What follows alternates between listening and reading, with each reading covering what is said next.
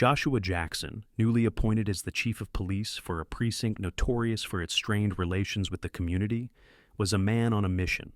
His career had been built on integrity, fairness, and the belief that policing should serve as a bridge between citizens and justice, not as a tool of oppression.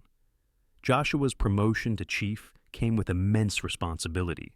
The precinct he was now leading had a reputation for its tense relationship with the residents, fueled by incidents of bias and mistreatment.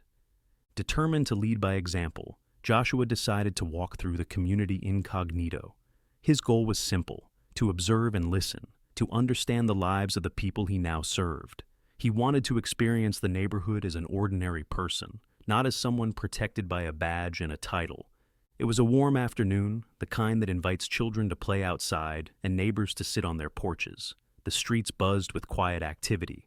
Families strolled down sidewalks, and street vendors sold snacks and drinks to passersby.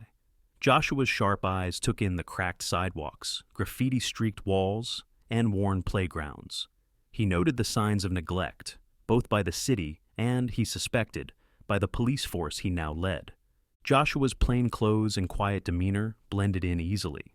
But as he approached an intersection near an old grocery store, he noticed a patrol car parked nearby.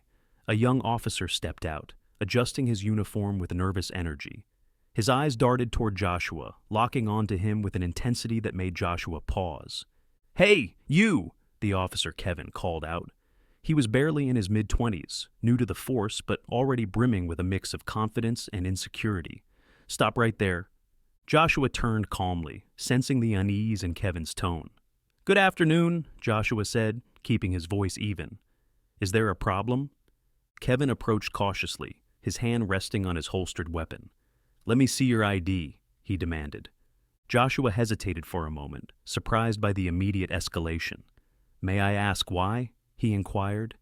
Kevin's response was curt. "There's been a report of a suspicious individual matching your description. Let me see your ID." Joshua handed over his identification, hoping it would diffuse the situation. Kevin barely glanced at it before his suspicion deepened. "Hands on the hood," he ordered, stepping closer. Joshua's heart sank. He knew this wasn't about a report. This was about perception, about the assumptions Kevin had made based solely on Joshua's appearance. "Officer," Joshua began, his voice calm but firm, "I think you're making a mistake." Kevin wasn't listening. "Hands on the hood," he repeated, this time reaching for his handcuffs. As Joshua complied, placing his hands on the hood of a nearby car, Kevin began patting him down. The humiliation was sharp and immediate. Joshua was no stranger to the challenges of being a black man in America, even one in law enforcement. But this, being treated as a suspect in his own precinct, was a new kind of pain. Passersby started to notice the scene. Some stopped to watch, whispering among themselves. Others pulled out their phones to record. "What's going on?" someone asked, their tone a mix of curiosity and concern. A second officer arrived on the scene, an older man with a hardened demeanor. Without asking for clarification, he sided with Kevin.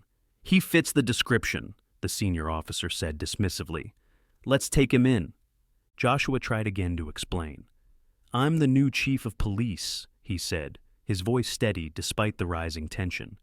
"If you check your system, you'll see my name." But the officers weren't listening. With the clink of handcuffs locking around his wrists, Joshua felt a wave of disbelief. He looked at the growing crowd, their faces reflecting a mixture of shock, pity, and anger. Phones continued recording, capturing every humiliating moment. Joshua requested a phone call. With a single hand free, he dialed his deputy. "It's Joshua," he said, keeping his voice steady. "I need you at Lake and Pine. I've been detained by our own officers." The deputy, stunned into silence for a moment, quickly regained his composure. "I'll be there immediately," he said, his tone a mix of urgency and disbelief. Minutes later, the deputy arrived, pulling his patrol car to a screeching halt. He stepped out, his face a mixture of anger and disbelief. "What the hell is going on here?" he demanded. Kevin and the senior officer froze. "Do you realize who you've just arrested?" the deputy barked. "This is Joshua Jackson, your new chief of police." Kevin's face turned ashen. He fumbled with the keys, hurriedly removing the handcuffs. The senior officer stepped back, his authority crumbling under the weight of his mistake. Joshua rubbed his wrists, his calm demeanor unbroken, despite the humiliation he had endured. The next day, Joshua called an emergency meetings with the entire precinct. Officers shuffled into the conference room, the air thick with tension and uncertainty. Kevin sat in the front row, his face pale and tight with guilt. Joshua stood at the front of the room, his presence commanding but devoid of anger. He began by addressing the larger issue. "Yesterday wasn't just a mistake," he said, his voice firm but calm. "It was a symptom of a deeper problem, a problem that affects not just this precinct, but law enforcement as a whole." He turned to Kevin. "You acted on instinct," Joshua said, his tone measured. "But those instincts were shaped by bias that we all carry, whether we realize it or not. This isn't just about you. It's about a system that has allowed these biases to go unchecked for too long." Joshua's words resonated deeply. He didn't berate or humiliate anyone. Instead, he focused on solutions. If we're going to serve this community, we need to start by looking at ourselves. We need to acknowledge our biases, confront them, and change the way we approach our work. Joshua wasted no time implementing reforms. His plan was comprehensive, addressing both individual behavior and systemic issues. 1. Bias training. Every officer was required to undergo rigorous training to recognize and confront their biases. These sessions included real-life scenarios designed to challenge preconceived notions and foster empathy. 2. Community outreach. Joshua organized events where officers could interact with residents in non-enforcement settings, building trust and understanding. 3. Transparency. Body cameras and regular incident reviews became standard practice, ensuring accountability at all levels. 4. Merit-based promotions. Joshua revamped the promotion system, ensuring that leadership roles were awarded based on merit and community impact, not tenure or favoritism. 5. Open dialogue. Regular town hall meetings were established, giving residents a platform to voice their concerns directly to the precinct.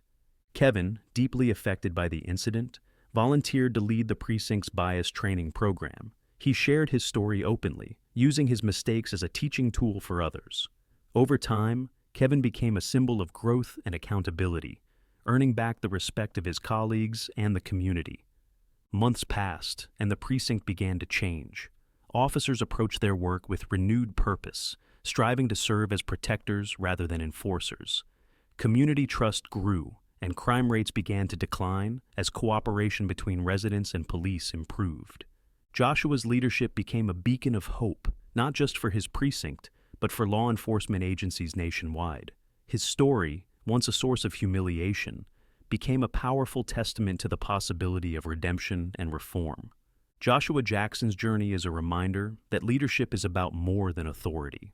It's about vision, courage, and the ability to inspire change. By turning a moment of personal humiliation into an opportunity for systemic reform, Joshua proved that even the most entrenched biases can be dismantled with determination and integrity. His story continues to inspire, showing that true justice begins with accountability, and true leadership begins with the willingness to lead by example.